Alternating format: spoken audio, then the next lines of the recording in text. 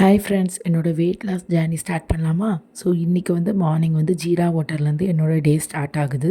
So நான் இந்த இயருக்குள்ளேயாவது ஒரு 6-7 கிலோ லாஸ் ஆகணும்னு ஒரு ஆசை. பார்க்கலாம் எவ்வளோ கிலோ லாஸ் ஆகுறோன்னு. அண்ட் என்னோடய வெயிட் வந்து கரண்ட் வெயிட் வந்து 82.75. அண்ட் பிரேக்ஃபாஸ்ட்டுக்கு வந்து பார்த்திங்கன்னா நான் வந்து ப்ரெட்டு, வீட் ப்ரெட்டு, அப்புறம் எக்கு, அப்புறம் வந்து பார்த்திங்கன்னா குக்கும்பர் எடுத்துக்கிட்டேன். அண்டு மிட் மார்னிங்க்கு வந்து சீனி கிழங்கும் கொஞ்சம் மாதுளையும் எடுத்துக்கிட்டேன். அண்டு ஒரு பாடி டைப் வேறு மாதிரி இருக்கும். ஸோ எனக்கு ஏற்ற மாதிரி கஸ்டமைஸ் பண்ணியிருக்கு.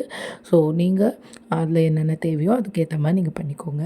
அண்டு லஞ்சுக்கு வந்து பார்த்திங்கன்னா கொள்ளு ரசம், கொள்ளு கிரேவி, அப்புறம் வந்து ஒயிட் எக்கு, அதாவது எக் ஒயிட்டை மட்டும் மிக்ஸ் பண்ணி 2 எக் சாப்பிட்டேன். அப்புறம் வெண்டைக்காய் பொரியல், அதுக்கப்புறம் குக்கும்பர் எடுத்துக்கிட்டேன். அண்டுங்க கொள்ளு ரசத்தை குடிச்சிக்கிட்டேன். அதுக்கப்புறம் வந்து பார்த்திங்கன்னா ஈவினிங் வந்து மக்கானா எடுத்துக்கிட்டேன்.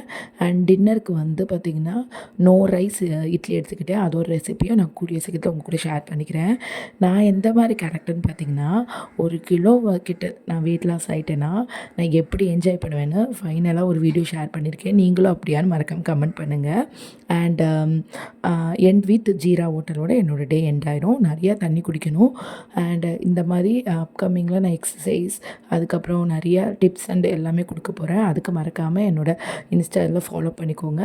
அண்ட் லைக் பண்ணிடுங்க. தேங்க்யூ.